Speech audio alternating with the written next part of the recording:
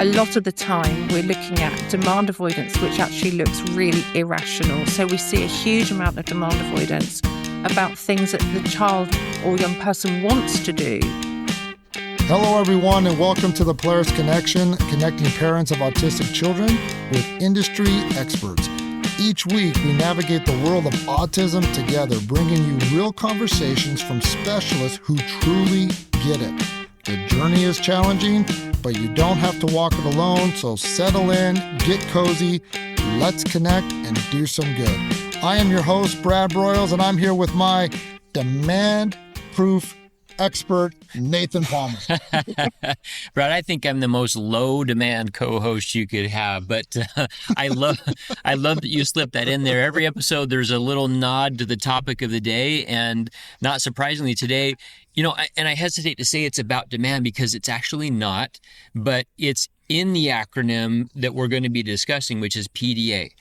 So I love that we've got that discussion, and I think it might go a direction that not all parents may be expecting, and it's one that hopefully is going to be enlightening. And we've got a specialist here to help us with it. Nathan, we promised our guests that we will get the best in the world, and we go all around to make sure that we find the best. And today we do have the best. All the way from London, England, Laura Kerbey, welcome so much to the Polaris Connection. Oh, thank you very, very much for having me. I really, really appreciate being here. Yes, and she's a leader in neurodiversity consultant, author, and educator who has spent over 2 decades dismantling the one-size-fit-all approach in special education. Laura, why were you so interested in PDA? What led you to this journey? Tell us a little bit more about your background. Yeah, sure. So my background is teaching, and I started teaching 25 years ago in September. I've never worked in a mainstream setting. I've only ever worked in specialist settings in the UK. And I started my teaching career in further education, so working with students that were 16 and older, but in what we call the supported learning department. So I started in a large college in the London borough of Kingston. And I've only ever worked with students that have additional needs, but I always felt really connected with the autistic students. I don't know when you teach, I think you just find a niche, and I always felt really comfortable with those learners. After a few years, I specialised in autism. I became the autism champion at the college, and then the autism champion for the county that I lived in. And then that meant that every college in the area that I live in had a sort of dedicated autism expert that either the students could come and speak to if they were having some sort of challenges or difficulties, but more importantly, the staff could come to as well if they needed advice. And I developed training. I then left the further education sector and became an assistant head and then a head teacher in a specialist school. And that was for children who were diagnosed with what we used to call Asperger's syndrome. Obviously, we don't use that term anymore. And it was actually whilst I was working in that school that I heard the term pathological demand avoidance. And that was in relation to one particular student that I had in my school who was just a mystery to me at times. And, I went into that school thinking, I know loads about autism. I've been working with autistic learners for years. By this stage, I had a postgrad in autism. And what I realised was with this student and then other students as well, all my kind of tried and tested autism strategies, if you like, just didn't work. In fact, they actually made things 10 times worse for her. And it was actually her mum that contacted me once, after yet another really awful day for her and also for the staff. Her mum contacted me and said, Laura, have you ever heard of PDA, pathological demand avoidance? And I hadn't. And I can still remember being at my computer in my office and Googling PDA and having what so many parents and professionals describe as that light bulb moment. It was like someone had been in my school, observed this student, and then written down a list of all the things that we were experiencing. And this was a long time ago now. This is probably like 15, 16 years ago now. What I then had was the struggle of trying to get PDA I work very closely with this parent, but really trying to get this recognised and actually going to a professionals meeting talking about this student, and I brought PDA to the table, and it was, no, we don't recognise PDA, or we don't diagnose Really? PDA, and that was really frustrating. And I know that's an experience that a lot of parents could relate to. So I left that school and I set up my own consultancy and training company. And the training is really necessary because obviously teachers in the UK, and I'm sure it's the same in the US, they don't get enough training on neurodiversity. It's like a minimal part of the course. Um, but I also recognised that there was a huge need for parents to have a lot more support and understanding as well. So that was, 15 years ago now that I set that up, and it just goes from strength to strength. I now work with part of a team doing assessment. So we assess children for autism and PDA. And then I'm also one of the directors of an organisation that provides what we call in the UK AOTAS, which is education other than at school.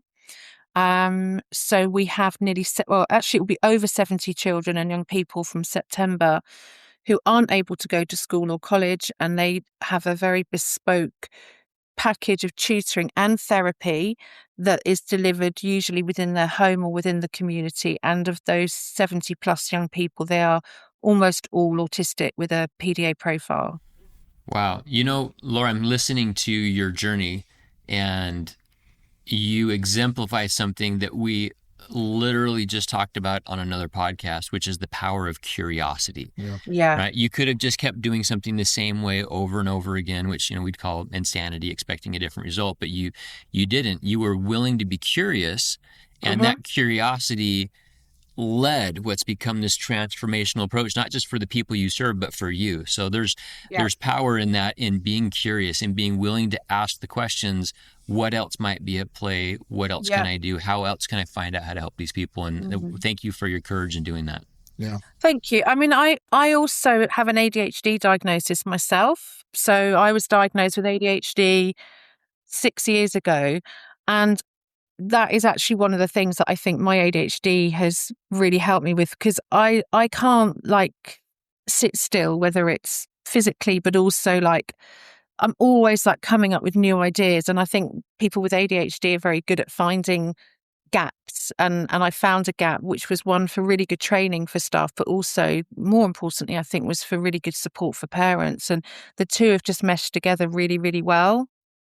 But yeah, thank you for saying that. But I love how you say how your ADHD is your, in a way, superpower, right? Yeah. Because of that, you're able to find these gaps and create these wonderful programs. And I believe the assessment program is called PAST. Is that correct? Yeah. It's Positive Assessment, Support and Training. And so that does the assessment and your support and training for parents. And that, does that only just deal with training with PDA, or do you do outside training for other diagnosis? I do lots of training in schools and colleges, and the majority of the training I do is on PDA, but I do autism training, ADHD training. I do some training on children's mental health as well, but they're all so connected. They all kind of mesh together. There's so much overlap between them all. Yeah, and then I see another one that you were part of, Kite Therapeutic Learning Services. Yeah. What's the difference between PAST and Kite? Yeah, they're completely separate, although I often end up with quite a lot of families that I meet through PAST that come onto Kite. So Kite is the tutoring company. So I set that up. We're going into our 9th year, and I run that with a really very good friend of mine called Andrea, who was the assistant head at the school where I worked. And we both left that school at a similar time for various reasons. One of them was because I was becoming actually really frustrated with the education system here in the UK and the kind of constraints of working within that system. And when I was just running PAST, I was meeting so many parents that were saying to me, my child cannot go to school, they're too anxious, or my child's been permanently excluded from school. And we were talking about children that actually really wanted to learn and actually were very capable of learning and doing incredibly well. but just not within that system. So I remember Andrea and I having lunch together one day and talking about our work. She was doing something very similar, but in a different area. And I said to her, I'm just meeting so many parents of children that can't go to school. And she said, yes, same. And I said, right, we need to do something about that. And this is what Andrea and I work so well together, because I'm the one with ADHD, the energy, the kind of drive, the creativity. And Andrea is probably the best teacher I have ever had the pleasure of working with. She's just incredible. So together we've sort of, joined forces, and we started Kite. As I say, this is going into our 9th year. We had 4 children and we've now got over 70. So it just shows what a huge need that there is for this.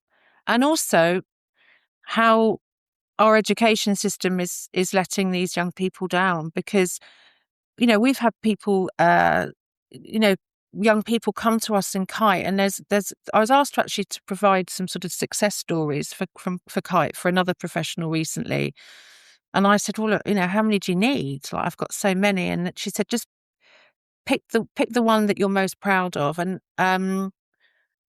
there was I used to travel all over the UK doing PDA workshops, and I was traveling up to Scotland, which, it's quite a long way from where I live. It's probably not in the grand scheme of the United States, where you're so much bigger. But I was traveling up to Scotland to do a workshop for parents on PDA, and a dad called me and said, would it be okay if I came? And I don't live in Scotland. And I said, no, it's cool. It's open to anybody. And he explained that he would only be able to come to the Scotland course I was running because it was on a Saturday, and explained that his child was not able to go to school, was in such a state of burnout, and that he and his wife, were really struggling to sort of do anything during the week, because one of them always had to be in the home to look after the child, and his wife was working. And he said, but if it's a weekend. So this lovely man got the train from England up to Scotland to attend this workshop. At that time, his son was literally unable to leave his bedroom, let alone go to school, but was incredibly bright. And I supported them to get a PDA diagnosis for their son. Then I supported them to get an EHCP, which I believe you call an IEP. Yeah. We then had to fight really hard to get the AOTAS package agreed, because unfortunately the AOTAS packages are often the last thing that our local authorities want to pay for. They want children to be in school. It was never going to happen. Found an amazing tutor who he initially wouldn't engage with at all, but she just went at the right pace for him. She didn't push him. She shared interests with him. Anyway, long story cut short, he's now at university, and he got 3 unconditional places to go to university, Wow. which is just astonishing when you think that 5 years prior to that, I think most people had thought he won't ever be able to achieve anything academically. And this is why we need to look at something so different to our sort of standard education systems, because as I've already said, these are young people who want to learn and often have a thirst to learn, but it has to be done in a way that can support them, because it's not only having an impact on them and their education, it's having an impact on their families. There's families that I support where parents have had to give up, really successful careers because their child is not able to leave the house, not able to go to school, and somebody has to stay home to look after them. So there's a much longer term impact,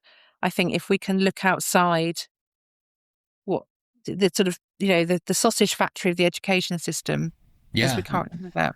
Well, and it caters to what we said earlier. It's about being curious and asking those questions. Yeah. Why do we do it this way? And does it merit trying something different? And in that light, I know our parents will get to some strategies and some approaches and techniques to help, deal with this, PDA kind of journey, both in academics as well as at home. And I know that's a content area we'll dive into, but I kind of want to start with the idea of what it is. There's 2 kind of known and accepted terms for PDA. One is pathological demand avoidance, and the other is pervasive demand for autonomy. And when I first heard both of those, I struggled a little bit because avoiding demands and demanding autonomy are related, but they're distinct. And so I kind of wanted to ask you if you could speak to that. Are they the same thing? Are there different kinds of demand avoidance that aren't necessarily PDA, so that we're really understanding this group that we're talking about and what the underlying drivers of it really are? Is it more autonomy driven? Is it more avoidance driven? And how do we navigate that? Mm-hmm. Yeah, so this is a really important point. So we will often have children that come to us for a PDA assessment, and we have to do an autism assessment first. You in the UK and I believe everywhere, you have to get the PDA kind of profile as part of the autism profile, and that's something that a lot of parents worry about because their children don't always tick the right boxes to get an autism diagnosis. But often parents will say, my child is really demand avoidant. And what we really have to look at as part of that demand avoidance is, what are the demands that the young person is avoiding and why are they avoiding them as well? Now, we are all demand avoidant, all of us. We see increased levels of demand avoidance within an autism profile. I am very demand avoidant as somebody with ADHD. I avoid things that are boring and time consuming. That's just the way that my brain works. That doesn't mean that I have pathological demand avoidance. The best description of PDA, I believe, is that it is an anxiety-driven need for autonomy. I do believe that. You will see within a PDA profile, you will see rational demand avoidance as well. So when we are doing our autism assessment, or sorry, our PDA assessments, quite often a parent will say to me, "Oh, they're really demand avoidant. They won't clean their teeth, they won't have a shower, they won't go to bed when they're told, they won't get up in the morning when they've got to go to school." And we will dig deeper on that. And actually, the reason the child doesn't want to clean their teeth is because they have the sensory issues and they don't like the sensation of cleaning their teeth. They don't like the taste of the toothpaste. They don't like the sensation of showering. They don't want to eat because they don't really feel hungry, or they don't like the meal, and they don't want to get up in the morning because they don't like school. That's really rational demand avoidance. What we are looking for when we're looking for our, a PDA profile is, a lot of the time we're looking at demand avoidance, which actually looks really irrational. So we see a huge amount of demand avoidance about things that the child or young person wants to do, as well as the things that they don't want to do. And parents will often say to me, "Oh, it's like they're cutting their nose off to spite their face," because I know they really want to do this. But even the internal demand of them then wanting to do it and the expectation that other people are putting on them will create a demand. And if I can, I'm just going to read you something actually. So this is from my Teens Guide to PDA, and we actually interviewed teenagers with a PDA profile for this book, and they made the book really special because it's their insight. And one of the young people said, "It's so disabling not being able to do the things I want to do as well as the things I don't want to do. For a long time, I've wanted to play the electric guitar. I love music and it's very regulating. I got a guitar for Christmas when I was 13 and I'm desperate to play it, but I haven't been able to pick it up once and I'm 18 now." And that is a really good example of pathological demand avoidance. This is a young person that's not avoiding the demand because they don't want to do it. They can't do it. And there's also an analogy that I use in another book and in my training now. And I think this really helps explain this need for autonomy. So the word autonomy really means to be self-driven. And when I'm doing my training, I say to the people I'm working with, I want you to imagine that you're in a car and you're driving your car, and you're a good driver, but you've got a passenger in the seat next to you that keeps making comments about your driving. So they keep saying things like, "Oh, you're going 31 and this is actually a 30-mile-an-hour limit. And, oh, the lights are changing. Make sure you slow down and you get to a roundabout."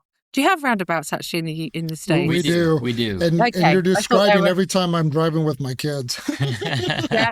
Okay. But you get to a roundabout and then you get a comment, "Oh, you could have gone then." Now, that is initially going to feel really irritating and annoying, and it might make you also feel quite anxious as well. And this is what it's like for PDA, is they just need to be able to drive the car. And if there are comments about the way that they're doing that, or suggestions of how they do it differently, that will initially make them feel sort of anxious and irritated and angry. Then I say to people, imagine that you're driving and then the passenger actually goes to grab the wheel to try and change the direction that the car is going in. How would that make you feel? And everyone says it would make them feel either really angry or really scared. I say, what would you do? And most people say, well, I'd probably, bash them or push their arm away. I might scream, I might shout, but I'm probably going to pull the car over and tell them to get out the car.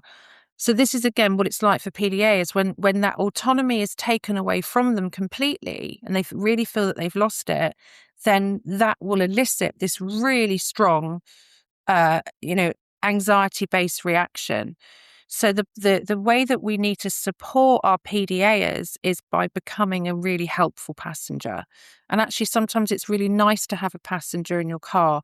If if you enjoy their company, they can maybe tell you a better route to go, or, a shortcut, or choose some music for you, pass you a water bottle. So they're enhancing the experience instead of challenging it. Exactly. Yeah. You're enhancing it rather than trying to take over. And then I also go on to say that there will be a time when you do want to grab the wheel, because you can see that the person is going to steer into something that's dangerous. And that's okay. If you genuinely think that your child is taking a route that's damaging for them, then you can you can pull the wheel to get them back on the right route. Well, I love how you're framing this, because, the feeling from a parent side of PDA is defiance. Yeah. Right. And you're right. And so you're really describing, and it's funny because we just talked about this in another aspect on mental health. You're saying there's this layer, if you will, of behind the behavior is this anxiety response. Yeah. And the demand is triggering the anxiety response. And so it's a coping mechanism. And that is a whole different idea than let me force compliance, let me fight the defiance. And it changes, I think, the mental approach of the parent. It does. Well, because I ran into the struggle thinking that PDA was, I'm trying to avoid a demand, but it's not. It's more than that. It's not that I'm trying to avoid it. It's like I want my own autonomy. It's that fight and struggle of because I was listening to another. I mean, first of all, I love the analogy of driving the car, because I think a lot of parents feel like they're the passenger of this crazy car ride and they just don't know how to. And it can be a crazy ride, which I love. And then I listened to another podcast of yours, and a few things really stood out to me. And if you can speak to it, I think we're on the same topic here, is that it's like a parent trapped in a child's body. There's a quote like that, or not seeing hierarchy, meaning like, hey, I'm in control. And that it's this fight, this anxiety of driven to have autonomy, to have control. So they're not avoiding a demand. They're just trying to drive the car. Mm-hmm. They just need to drive the car, and they need that autonomy. And what you've just brought up there is a really important point. This is something that we look for as part when we're doing the assessments. Does the child recognize hierarchy? And they recognize, oh, you're an adult, or you're a parent, or you're a teacher. But what they don't understand, and I really get this, is why that means that I have to do things differently to you. So, in one of my books, all my books are illustrated by Liza Fricker, who's amazing. And she's actually a adult PDA with a PDA child. Which I love that story. You have a backstory to that. And I read that and I thought it was really cool. Yeah. And she's become a really good friend, but we work so well together. We have a real PDA approach to working together because it's really, really equal. There is no hierarchy in our relationship at all. I don't consider myself to be better or different to her because I'm an author and she's an illustrator. I don't consider her to be better or different to me because she's an illustrator and I'm an author. It is everything we do together is so collaborative and so equal. And that's a really lovely way to sort of look at a PDA relationship. But, I have parents that say to me, I feel like we don't have a child. We have a really controlling housemate, or we have another parent in the house.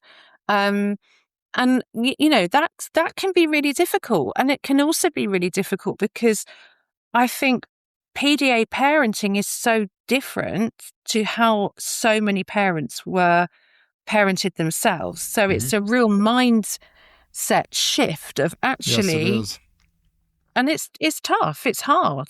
But respecting your child's autonomy, being that sort of equal, helpful passenger rather than someone that's directing, recognizing the anxiety that losing autonomy takes and trying to respect that as much as you can whilst keeping them safe is it's really important, and it really is the key to understanding PDA, I think, and parenting. Well, you say it's different than traditional parenting, but the more I'm processing what you're saying, Laura, I think it's a better way to parent in the sense that 100%. The whole goal, right, is not do what I say to do, because the reality is at some point that fight of do what I tell you to do, but be your own person, be independent, but listen to what I say, go out and make good decisions, but only do what I tell you to do. This dichotomy, and 100%. PDA maybe gives us the bridge to say, I want all of my kids to be empowered to make good decisions, to be empowered to know they can act on the things they want to do, to trust them to do it, to let them fail when they need to, so they can learn for themselves how that works. But if I do see a train wreck coming, I'm going to keep them safe. Right? Yeah, that's it. And I think that, I personally think that a PDA approach, a low demand approach, which really respects a child's autonomy, is the gold standard of parenting. And actually, my children are grown up now. They're not actually diagnosed with PDA. My eldest son is ADHD, autistic. My youngest son, not really sure with him, but he was trying to figure that out. Yeah, we're still trying to figure him out. But he was tricky when he was younger. He was really tricky. He was also diagnosed with a very rare brain condition when he was just before his 11th birthday, which meant it was awful. It was really stressful, and it meant going to hospital multiple times a week, and sometimes for procedures that were horrible. And I can remember once I had to take him into hospital to have a blood test, and he was having weekly blood tests at the time, and he was like, I don't want to go. I had one last week. Why do I have to go again? And I was saying to him, look, I understand that you really hate having these blood tests. I've got numbing cream that will make it easier. I can put your numbing cream on both arms, one arm. You decide where I'm going to put the numbing cream. And it wasn't like a magic switch. It just went, oh, okay, Mum, put them. But he was like, oh, okay, just put it on my left hand. And in that moment of him knowing that he had to face something which was horrible for him, just allowing him to choose and have that autonomy of which arm I put the numbing cream on allowed him to eventually make that decision. And we got in the car and we were able to go to the hospital. In that moment, if I had been saying to him, I know you don't want to have a blood test, but you don't have a choice in this. You have to go. The doctor's going to get really angry if we don't go. That would not have made him feel any better. So I think for all our children and young people, treating them with respect at all times, giving them as much autonomy as you can whilst keeping them safe. And also, I totally agree with you, allowing them to make mistakes and learn from them. So I talk a lot in my work about natural consequences, and you can talk about natural consequences in both a positive and a negative way. So I was actually doing a consult with a family in the States a while ago, and we started the consult, and the parents said at the beginning, we've one of the children was PDA, one was neurotypical. We've settled them down to watch some television. It's highly likely we're going to get interrupted. One of them's going to come in, or there's going to be some sort of fight break out. And I said, look, it's fine. You just do what you need to do. Had the consult. went brilliantly. And after sort of 50 minutes, one of the parents said, I can't believe that we haven't been interrupted. And they sort of kept popping out and looking around the corner, and their children were just really happily watching TV together and getting on. So I said to them, like, this is a brilliant opportunity for you to use natural consequences, to go in there now and say, thank you so much, boys, for giving us the time to speak to that lady. It was really helpful. And because we didn't have to stop, we actually finished a bit early. So boys, what do you want to do? So that's like a natural consequence. If they'd said to those children at the beginning of the call, you need to be really quiet for the whole hour that we're on the call with this lady, otherwise blah, blah, blah, blah, that would have created a demand. They were able to come in with a positive natural consequence. Similarly, if a sibling is feeling dysregulated and they lash out, the natural consequence of that is, well, your brother or sister probably doesn't want to play with you now because you've hurt them. That's a natural consequence. So I totally agree with what you've just said. We need to allow our children to figure it out, and also when they get it wrong, we need to meet that with empathy and validation rather than judgment. Because I know that a lot of the children that I work with experience really significant shame, actually, and they also know when their demand avoidance has an impact on other people.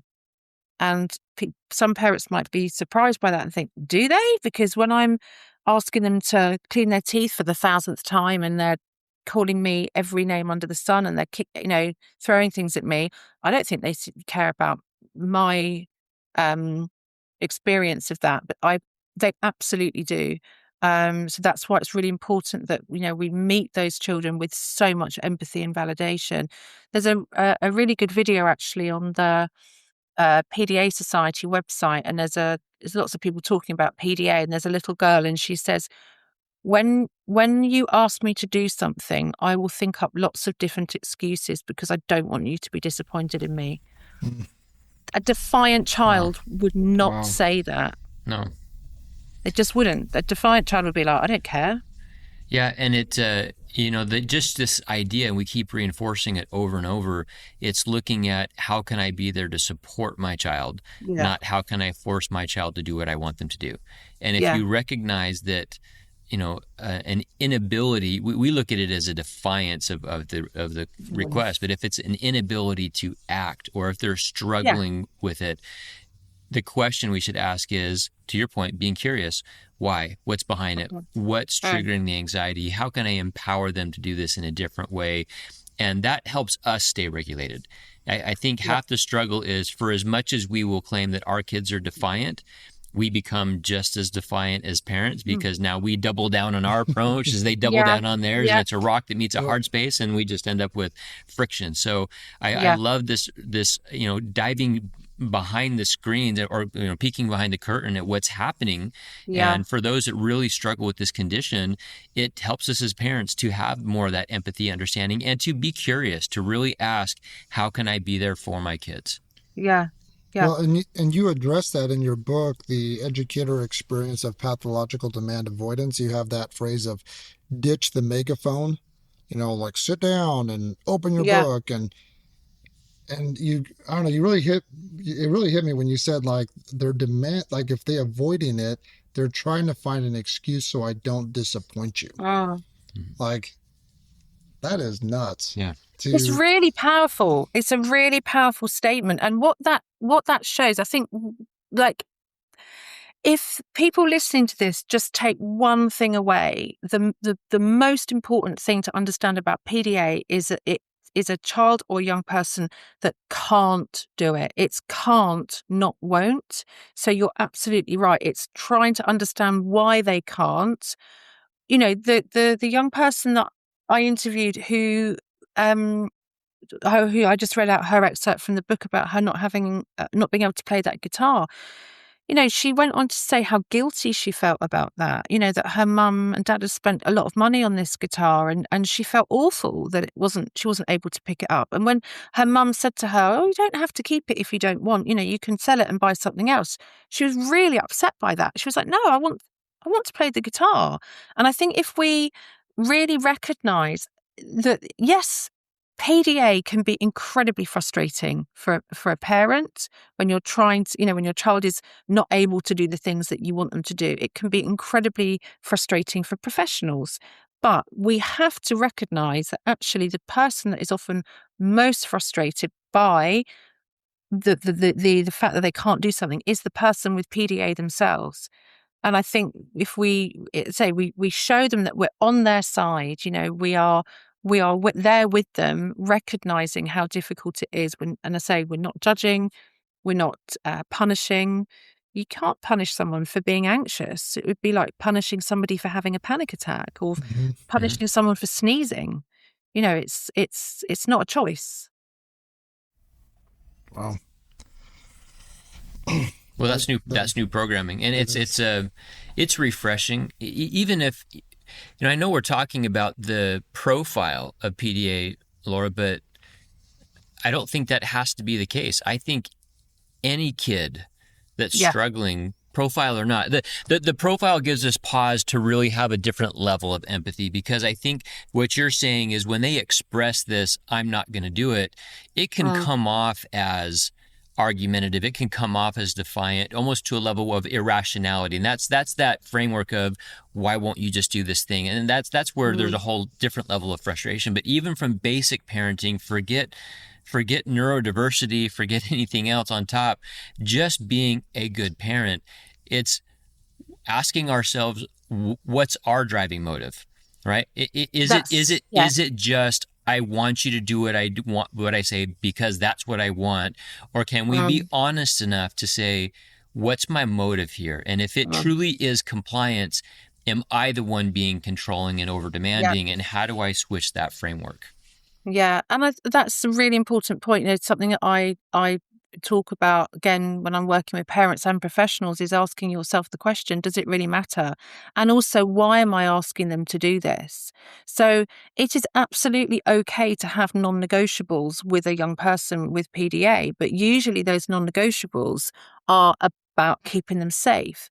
So if you've got a child that's refusing to put their seatbelt on to go in the car, you can say, I can't drive the car if you won't put your seatbelt on, because it's against the law. If the police see me, they're going to pull me over, they might take away my license, and then I can't drive you anywhere. That would be like the natural consequences. If you've got a child that's refusing to put a raincoat on when it's raining, pick your battles. Just say, okay, I'll take your raincoat. It'll be in the car if you need it.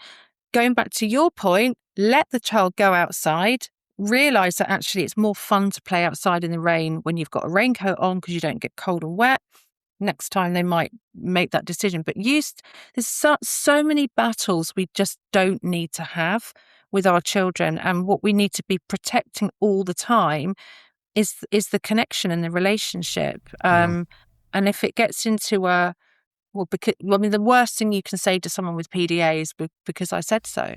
Yes. Well, and it's even recognizing our kids are not us, because exactly they might love playing in the rain without a raincoat, and maybe it's just me that doesn't like that. Yeah. Yeah. And is that such a bad thing that they like this unconventional thing that doesn't fit with me, but it may fit fine with them? And does that really matter in the scheme of who they are and who they're going to be?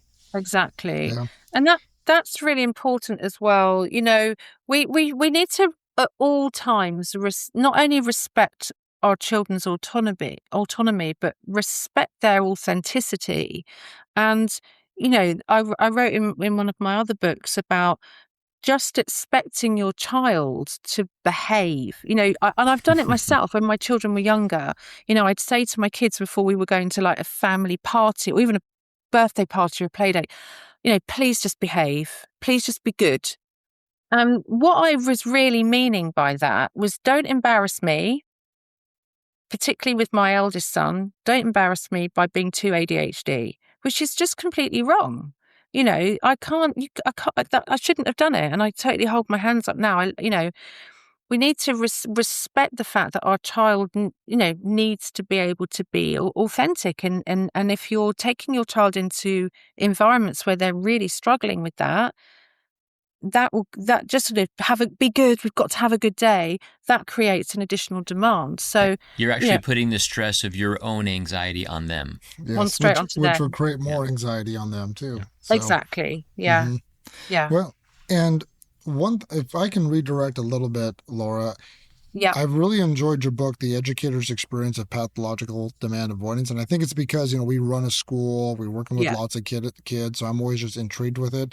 There's a part in here where you talk about the power of humor, about, basically just a book, kind of like bringing humor, a child's laughter is the best way to bypass their demand anxiety. Can you speak to that? And how do you use humor in a stressful situation, a non-stressful situation when you're working with a PDA?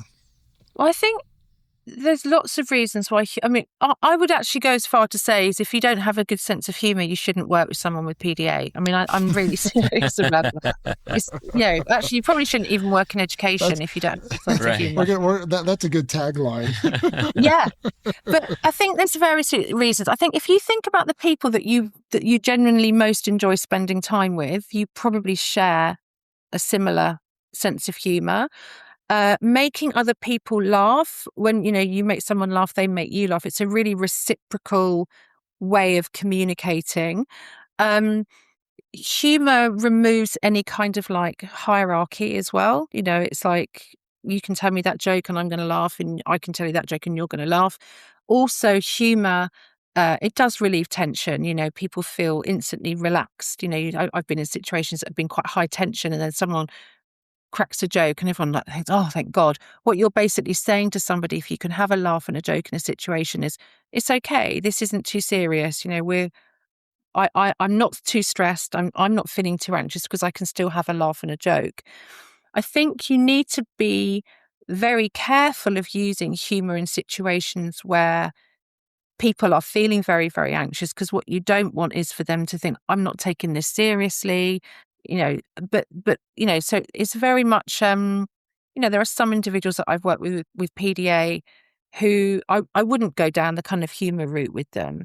But then there are others where it's, the young person I wrote about, in that chapter, the reason that our relationship was so good was because we spent a good probably 50% of the sessions when I was working with him genuinely laughing, like I would make him laugh. He was incredibly funny. He would make me laugh. And I actually told this, used this story in that book, that I remember going to his house one day and he was having a really bad morning. His parents had warned me. And when I walked into his house, he was kind of on the sofa, didn't really want to engage with me. And then he sort of looked at me and in quite a sort of critical way said, "Oh, what is that on your jacket?" And I looked down, I didn't realise I had a big brown splodge on my jacket. And I said, "Oh, I think that's Jabba the Hutt's poo." And he went, "Well, how did that get there?" And I said, "Well, he can't wipe his own butt." I said, "Because his arms are too short." And it was so stupid, and I don't know where it came from. And then he just started like laughing, so, I didn't walk into his safe space, his house, and comment on the fact that he wasn't ready for our session, comment on the fact that, he didn't say good morning or hello. I don't care about manners at all, by the way, anyway. And I think the comment of, what's that on your jacket? I think that was a kind of like, I'm going to push you away, Laura. But actually, I just twisted it and made it into like a silly story. And then he ended up just sort of laughing. And then we ended up actually having a really good session. Well, there's a lot of good neuroscience in that. If you really think through and dissect what you're saying, somebody with a PDA profile, when you say it's illogical, right? There's something they would like to do but cannot. That's your body has hijacked your nervous system has hijacked your system so much to the point that Yeah. you consciously cannot do the things you would logically like to or intellectually like to, because there is this other system that has taken over. And in the vein of neuroscience, co-regulation techniques where you're helping to balance those energies, humor, pairing, relationship building, spontaneity, right? Or not just doing things that help to shake it up. They trigger a different neural response, and that there's science to why that works. And I love that you highlight it. It's not just anecdotal. When you're helping to regulate the nervous system, by default, you give them more capacity over their intellectual system. Yeah. Yeah. Yeah. Well, and again, in your books, I guess I never thought of it this way as well, is that you as again, now it talks about teachers, and I'm into your book a little bit because we are in the education space, but you can work for parents. It says, stop panicking, stop fighting, and start partnering with your PDA student. And again, I never connected that before. It's like, don't look at them as I'm the adult, you're the student, you do what I say and do what I do, rather than how can we in a way partner together in this awesome experience. Yeah. So I write in the book as well, like I no longer see myself as a tutor or a teacher. I see myself as a learning facilitator or a learning partner. And I think there's so many reasons why that works. You remove that feeling of any hierarchy. We are equal partners in this learning journey. I would never dream of, when I was tutoring young people, which I'm not doing anymore, but I would never dream of saying, right, this is the task that you're doing today, and just sit there watching them do it. We would always be working things out together. And like, if they were doing a task, I was doing part of the task as well. You then get that real sense of achievement when when you finish the project. Also, if we share a demand, we automatically make it a lot smaller. So there's so many reasons why that works. But one of my sort of greatest compliments I've ever been paid was actually that young person that the Jabba the Hutt story, and he actually said to his parents once, "Laura's my best friend," and this was like a 7-8-year-old boy at the time. And I know some people would think, well, that's not appropriate. She's not his best friend. She's his tutor. It took me a year for that young person to trust me. Yeah, it really did, for him to feel comfortable enough to unmask and, really let me in. So I was so happy when he said that to me, or about me. I just had a thought when you said that, Laura, about him finally trusting you. And there's something there, as I think about, we're talking about that nervous system, how it can hijack your brain, that autonomic nervous system. Well, that is your primal response, right? And we're all programmed with it. It's that fight or flight system. It's built to protect, right? Yeah. Its sole purpose, and there's different strategies for protection, but they all have this goal of, there's a threat. My system gets triggered and it runs a protection program. And sometimes that is an outward protection, which is the fight. Sometimes it's an inward, which is the flight or freeze. And what that means is, or suggests, is the PDA profile. It's not that they're hostile, but they feel threatened. So much so that their secondary system, that nervous system, has taken over and it's running protection protocols.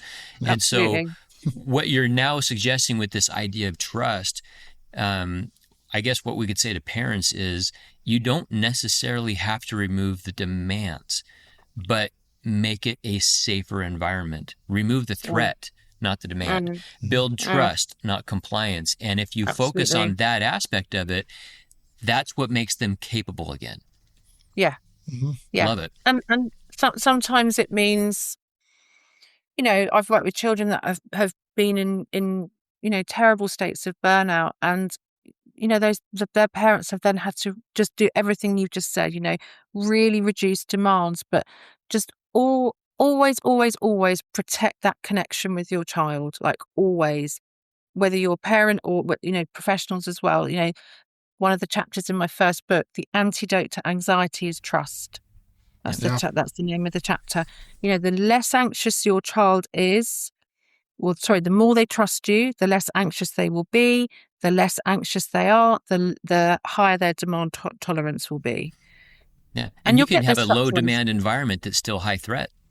So Exactly. You're still going to get the same response. It's playing to that idea of safety and making sure that their protection system deactivates. And then it's not that I think they're always able to do the demands, but now they're more able to do so in a less threatening environment.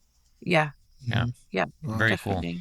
cool. Well, Laura, thank you so much for all of your guidance. You're very welcome.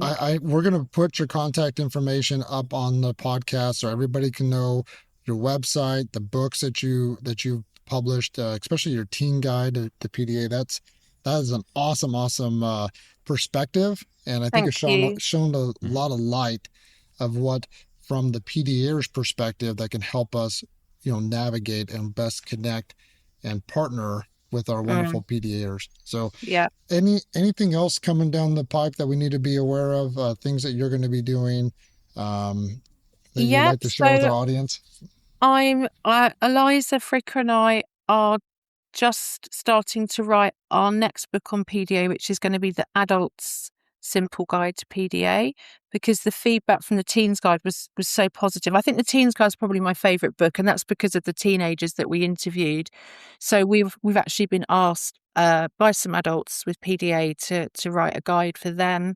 I am flying to Vancouver on Monday to meet an amazing lady who is an educator but a parent of a child with PDA. We've been writing a book together for 2 years, which is a book for parents on how to really advocate for your PDA child. Oh, wow. And it's just been so hard with her job, my job, time difference. So I sort of jokingly said to her at the start of the year, "Oh, Emily, the only way we're going to get this book finished is if I fly out to Vancouver and sit around your kitchen table and do it." She went, "Well, let's just do it." So that's going to be, hopefully finished in a couple of weeks' time as well. Well, please keep us informed of when that will be released. I will, I we promise. would love to have you back on our show and I'd love introduce to it come with back. with our wonderful families. Thank you so much for being here, and thank you everyone for letting us be part of your day. If you've enjoyed this show, please hit that subscribe button so you never are out of a conversation. A huge shout out to our amazing team, our producer Jesse Palmer, our marketing director Dallin Davis, for making this happen. Until next time, let's do some good.